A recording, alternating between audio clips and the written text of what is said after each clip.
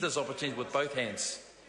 Thank you, Mr. Speaker. I call the honourable member Grant Robertson. Thank you, Mr. Speaker. Isn't it a pity that Alfred Naro wasn't in the last National Party term in government when he might have actually been able to influence them about doing something about apprenticeships? Because we had 3 years where nothing happened with apprenticeships, and in fact they went down by 20%. So Mr Naro can stand up and say to us how important apprenticeships are, but the reality is that this National Party has dropped the ball and let New Zealanders down when it comes to apprenticeship numbers. A 20% drop in modern apprenticeships at the very time we should have been seeing a government invest in the skills and the future of this country. Mr Speaker, just before Christmas, Campbell Live did a program where a dog took control of a car. Yes. Had this, and it was quite a big deal. I think it was a promotion for the Foundation for the Blind, and a dog was put in control of the car, and it was able to manoeuvre the car around. And I noticed, Mr. Speaker, that when the dog was doing this, it actually managed to have its paws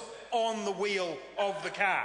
It had worked out that the way that you drive the car forward and give it direction is to have your paws or your hands on the wheel of the car. So a dog was able to do that on Campbell Live, but this national government can't work out that if it's actually going to give New Zealand direction, if it's actually going to take New Zealand forward, it has to have its hands on the wheel.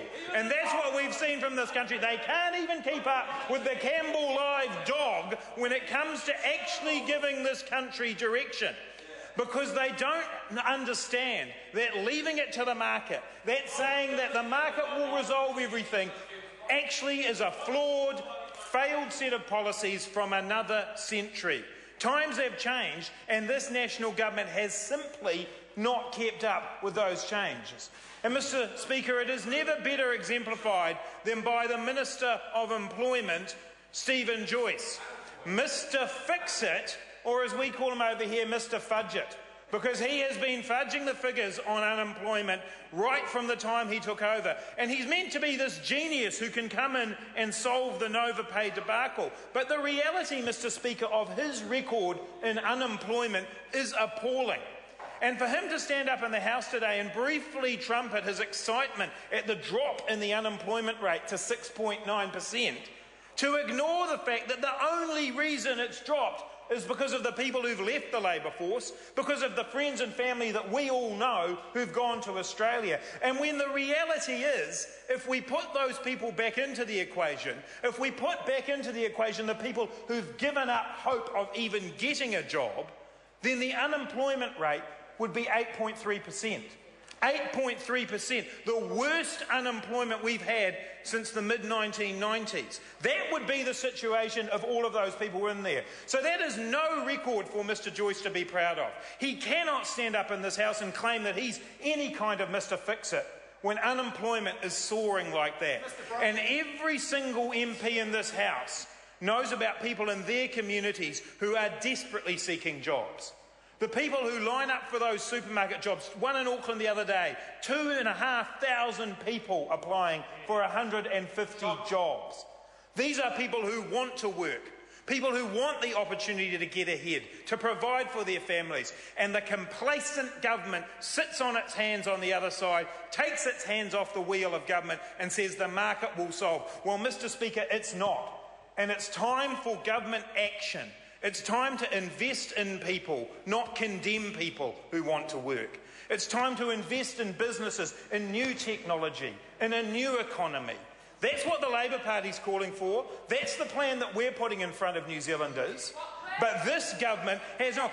Nikki Kay asked what plan. That's the question she should ask John Key. What plan? Because the Labour Party has been prepared to stand up and say, we're going to change the settings of this economy. We've recognised that there needs to be a new economy. We've recognised that we need to invest in clean green technology, that we need to upskill people, that we can't afford to leave monetary policy as it is. But this government sits there with no plan for New Zealand and no plan for the future of New Zealanders. And Mr. Speaker, that was never more starkly put into focus than in those unemployment statistics, where 30% of 15 to 19-year-olds were unemployed. 30%.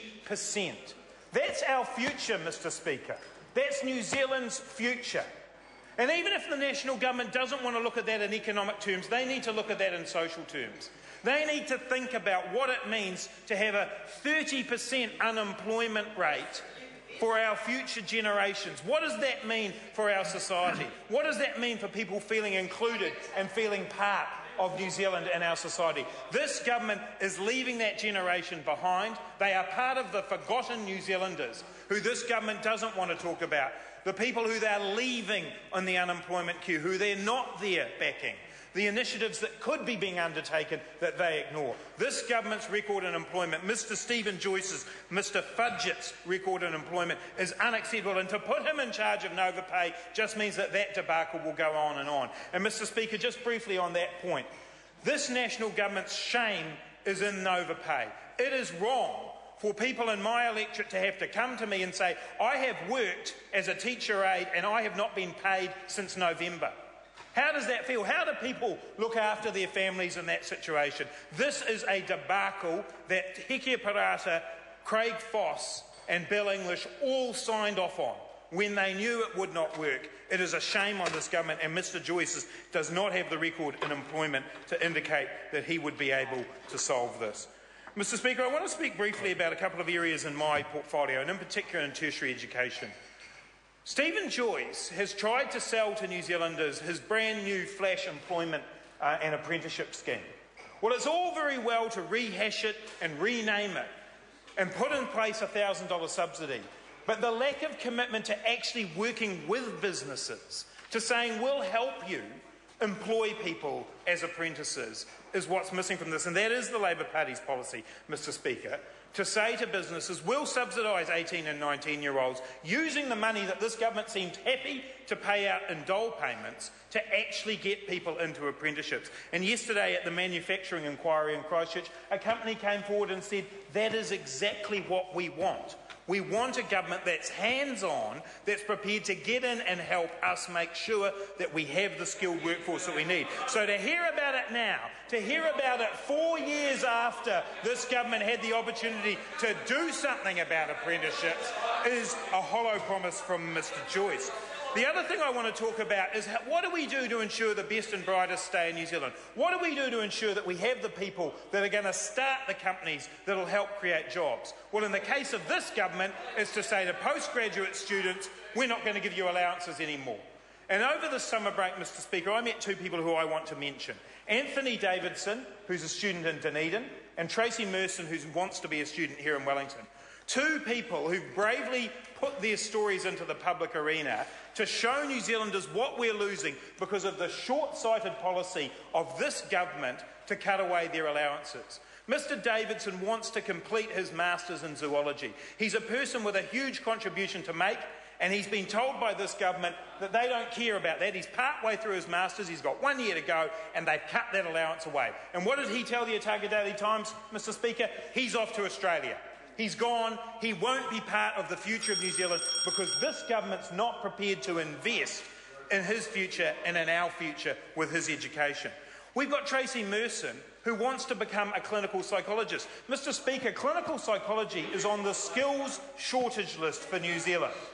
We import people into New Zealand to do that job. Here's someone who wants to finish, who's been looking after children, who's been working and studying part-time, but wants to finish her master's degree, which she has to have to practice as a clinical psychologist. And this government comes along and cuts away her allowance, leaving her at the moment unable to finish that master's degree, unable to practice as a clinical psychologist. Mr Speaker, what New Zealand needs is a government that is prepared to invest in people.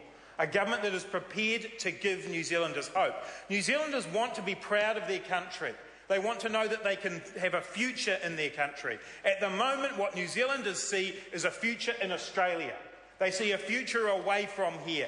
A government that can come into office as Labour will and say, we're going to back New Zealanders, we're going to fight for the future of New Zealand, we're going to give New Zealanders hope, we're going to do it in a compassionate way, we're going to do it by accepting that the economy must change, it must evolve, but at the same time, we must ensure a fairer society. That is the government New Zealanders deserve. That is the government Labor will offer, in contrast to this national government that has no plan, offers no hope and no vision for New Zealand. Mr Speaker, this Prime Minister's statement was nothing like a statement. This was the Prime Minister's whimper. I call the Honourable